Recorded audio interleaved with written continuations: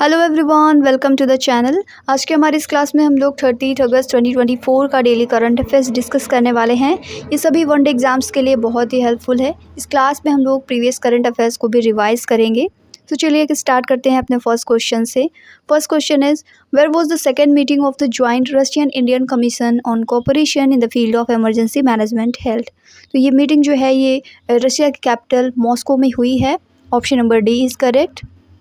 The Russian capital city of Moscow on 28 August 2024 hosted the second meeting of the Joint Russian-Indian Commission on Cooperation in the Field of Emergency Management 2024. The Indian delegation was led by Union Minister of State for Home Affairs Nityanand Rai जो हैं उनके द्वारा Indian delegation lead किया गया था। And Russian minister for civil defence emergencies and elimination of the consequences of natural disaster जिनका नाम है हुरेनक्यू Alexander Vyacheslavovich led the Russian delegation. Both countries agreed to continue exchanging best practices and lessons learned in the disaster management and cooperating in the emergency management during 2025-2026. दोनों ही countries agree करते हैं to continue exchanging best practice and lessons जो कि disaster management and emergency management में learn किए जाते हैं। इन 2016 में जो ये मीटिंग हुई थी न्यू दिल्ली ने होस्ट किया था, जो कि इसकी फर्स्ट मीटिंग थी इंडो रशियन ज्वाइंट कमीशन की।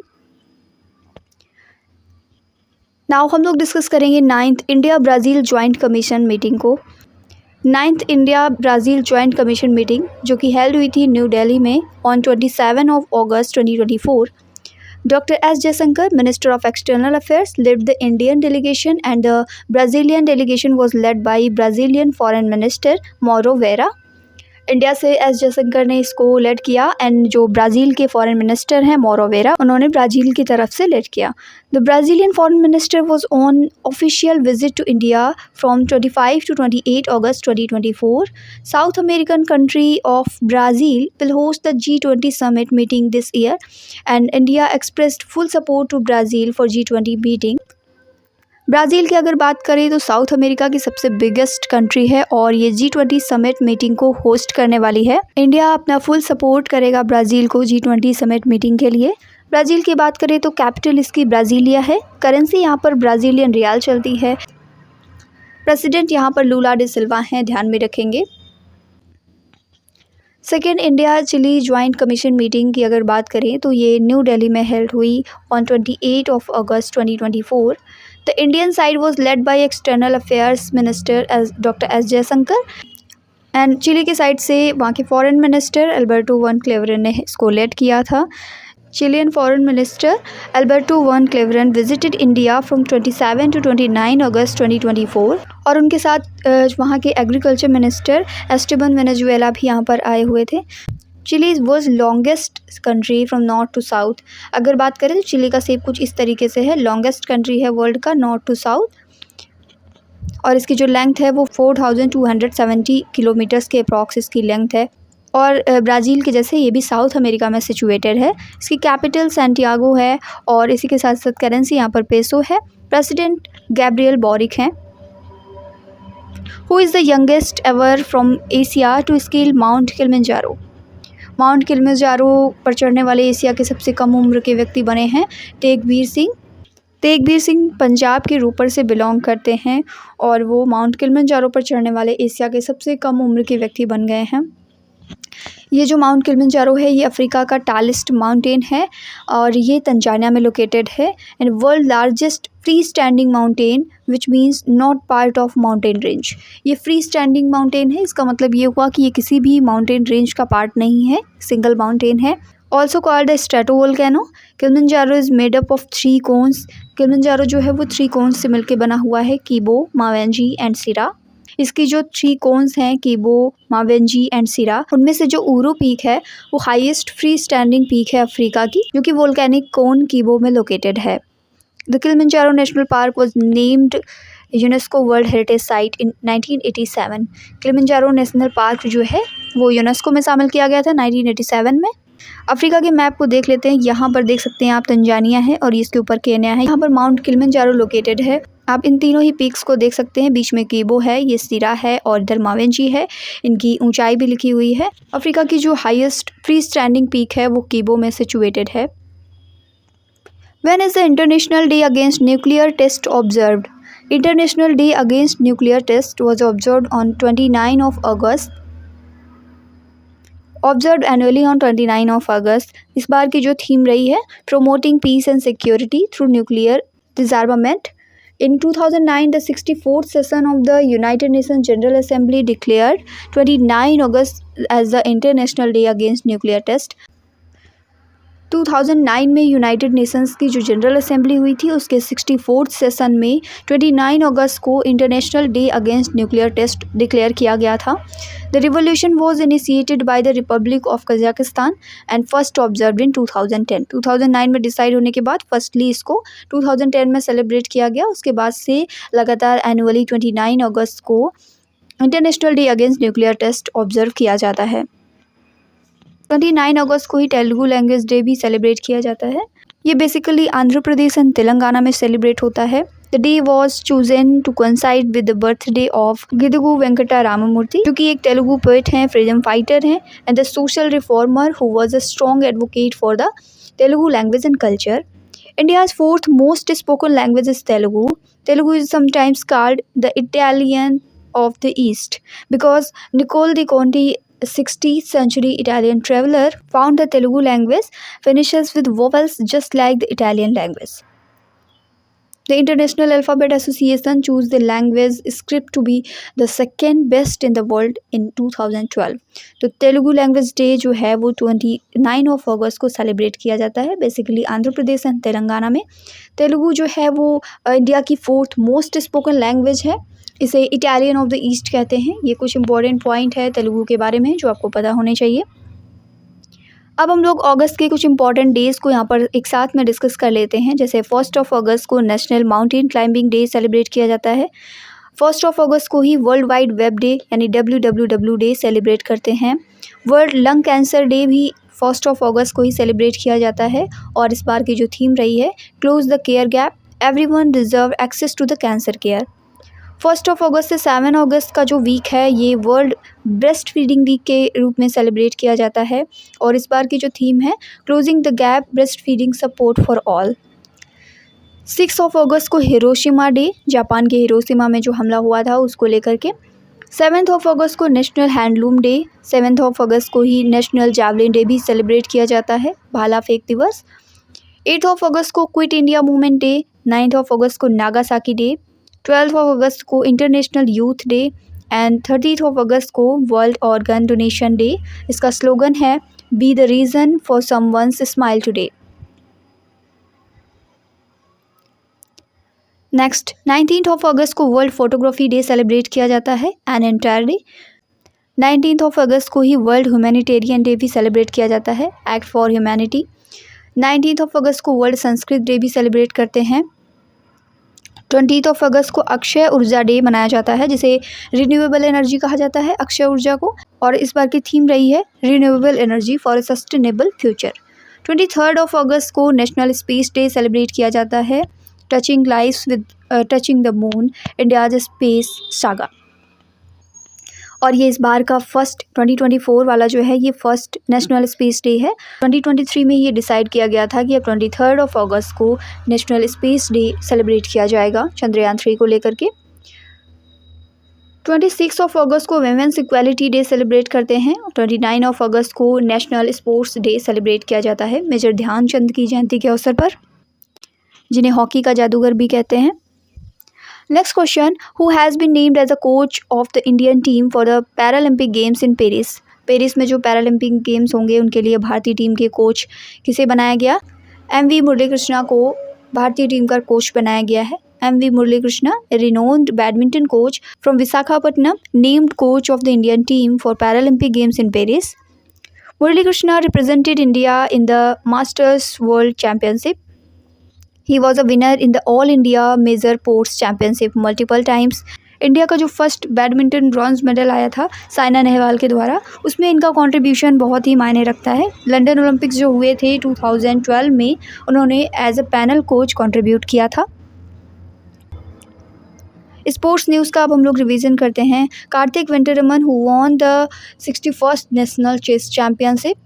India recently won the silver medal in Maruhaba Cup, a prestigious team event at the Asian Surfing Championship 2024 held at the Thulusdo, Maldives. In the Lushani Diamond League 2024, Neeraj Chopra finished second with his season best throw 89.49 meters. Ronak Deya, the current world number 2, has secured a bronze medal in Under 17 World Wrestling Championship was held in Amman, Jordan. UAE will host the 9th ICC Women's T20 World Cup. Indian students secured 3 gold, 2 silver and 3 bronze medals at the 17th International Earth Science Olympiad जो कि Beijing में हुआ. The Global Overseas Women's Kabaddi League GPKL will be held in Haryana in September. ICC Player of the Month Award जुलाई 2024 के लिए एकिंसन and चमरी अथापातु को मिला है. Paris Olympic 2024 को डिस्कस करते हैं. द 33rd समर ओलंपिक्स जो हैं वो 26 जुलाई से 11 अगस्त के बीच में पेरिस में हुए, जिसमें 10,500 एथलीट ने पार्टिसिपेट किया. 4 न्यू स्पोर्ट्स यहाँ पर ऐड किए गए थे. कौन कौन से थे? Breaking, surfing, sport climbing and skateboarding. Paris Olympics 2024 का जो ऑफिशियल स्लोगन रहा है, games wide open. Paris Olympic 2024 का म्यूजिक थीम जो है, ऑफिशियल म्यूजिक थीम, वो पैराडे है. मोटो जो है, united by emotion. Paris 2024 Olympic mascots was Olympic Phryges. Abhinav Bindra selected as torch bearer for the 2024 Paris Olympics. Gagan Narang has been named as India's safety mission. Flag bearer opening के लिए PV Sindhu and Achanta Sharath Kamal को select किया गया और flag bearer closing ceremony में Manu Bhaker and PR Sreejesh को select किया गया है. The USA top the medal table. Paris Olympic 2024 में मेडल टेबल में USA टॉप करता है with the 40 golds, 44 silver and 42 bronze medals, while China finished the second with 91 medals. Paris Olympics 2024 की बात करते हैं. मेंस जेवलिन थ्रो में नीरज चोपड़ा ने सिल्वर मेडल हासिल किया. ब्रॉन्ज मेडल की बात करें तो मनु भाकर ने ब्रॉन्ज मेडल हासिल किया है women's 10 meter air pistol event में. इसी के साथ साथ 10 मीटर एयर पिस्टल में मिक्स्ड टीम इवेंट में मनु भाकर एंड सरबजोत सिंह ने भी ब्रॉन्ज मेडल हासिल किया है. तो इस तरीके से मनु भाकर ने 2 मेडल इंडिया के लिए लाए हैं. स्वप्निल कुसाले clinched bronze medal in men's 50-meter rifle 3 position. The Indian men's hockey team beats Spain by 2-1 and wins bronze medal. Aman Sarawat clinched bronze medal in the men's freestyle 57 kg category. So Paris Olympics 2024 में India के द्वारा जीते गए जो भी medals हैं और किनके द्वारा जीते गए हैं, कौन से गेम में जीते गए हैं, इन सभी की डिटेल आपको दी गई है. Next, Hilcon has been launched by India's Biotech International Limited. It is a vaccine for which disease? Hilcon जो कि BBV131 वैक्सीन है, ये कौन से डिसीज़ के लिए है? तो ये कॉलरा की डिसीज़ है. इंडिया बायोटेक इंटरनेशनल लिमिटेड ने ये लॉन्च किया है ऑन अगस्त 27, 2024. ये एक तरीके की OCV है यानी ओरल कॉलरा वैक्सीन है. India biotech has developed it under license from Hilleman laboratories. Hilleman lab जो है वो Singapore based vaccine research organisation है. More than 100 million doses of the vaccine are needed world wide each year. और 1 साल से ऊपर के बच्चे इसको यूज़ कर सकते हैं. Typhoon Shanshan has affected which country? So इसने जापान को अफेक्ट किया है. A high alert has been issued due to the arrival of storm Sanshan in the Japan. The storm is currently passing over the sea near the Japanese island of Amami Oshima. The speed of storm can be 162 km per hour. Recently, there was a storm Amphill in Japan. Amphill भी आया हुआ था Japan में. In Japan month from May to November is called typhoon season. इस समय पर वहाँ पर बहुत सारे चक्रवात आते हैं, इसलिए इसको टाइफून सीजन टैग दिया गया है. There are about 20 storms during this time. Japan की बात करते हैं. Japan is an island country in East Asia located in the Pacific Ocean of north east coast in the Asian mainland. Capital जिसकी Tokyo है and currency वहाँ पर Japanese येन चलता है. कॉन्स्टिट्यूशनल मोनार्की चलती है वहाँ पर, यानी संवैधानिक राजशाही है. India and Japan established diplomatic relations on 28 of April 1952. Japan is regarded as a key partner in India's economic transformation. Next, who commissioned India's second nuclear missile submarine INS Arighat? Rajnath Singh ji ने इसे कमीशन किया है. INS Arihant was commissioned on 29 of August at Visakhapatnam. It is an upgraded version of India's first SSBN ship submarine ballistic nuclear INS Arihant. Enhances India's naval capabilities, especially in the strategic nuclear deterrence. And इस nuclear missile को equip किया गया है with 750 kilometre range nuclear ballistic missiles K-15. In August 2024, the Government of India approved the development of how many new projects under the National Industrial Corridor Development Program.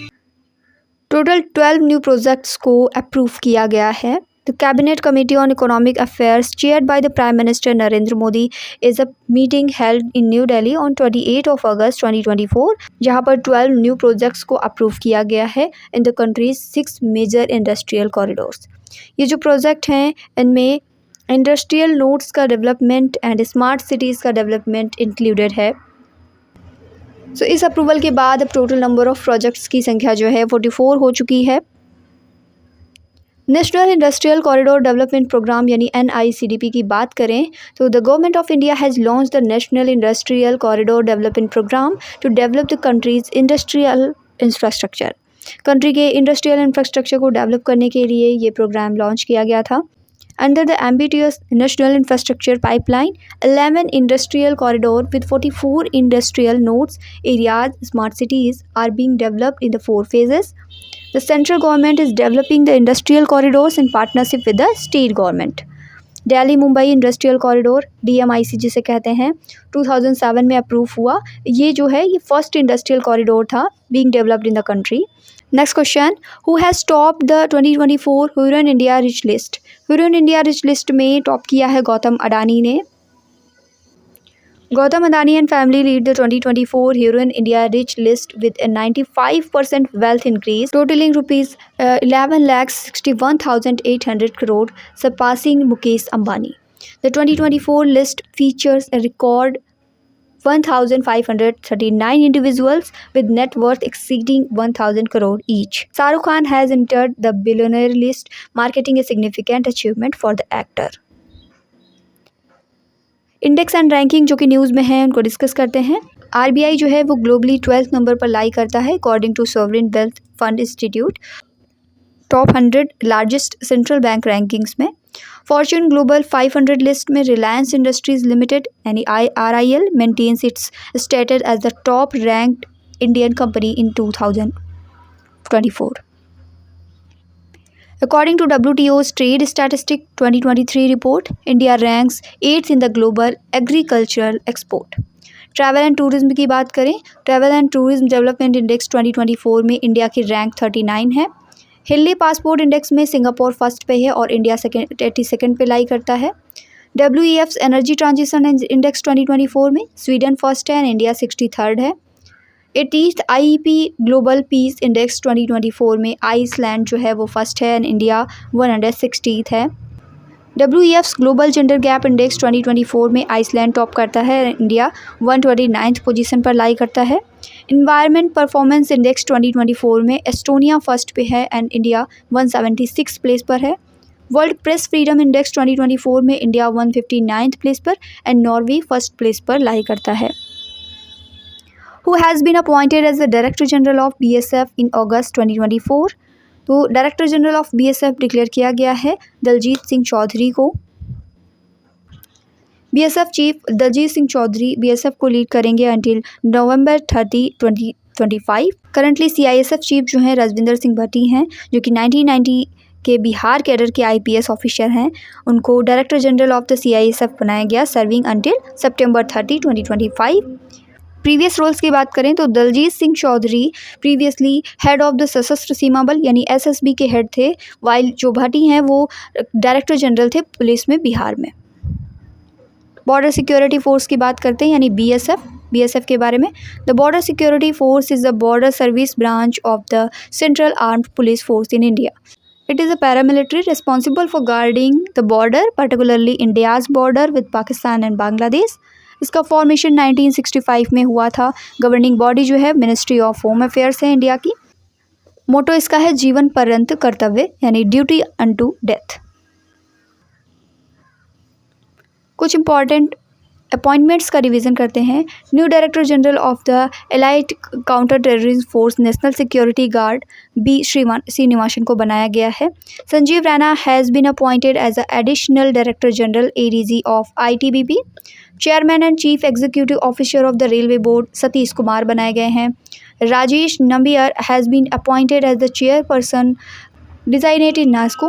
Senior IAS officer Govind Mohan will assume the role of Union Home Secretary, succeeding Ajay Kumar Bhalla.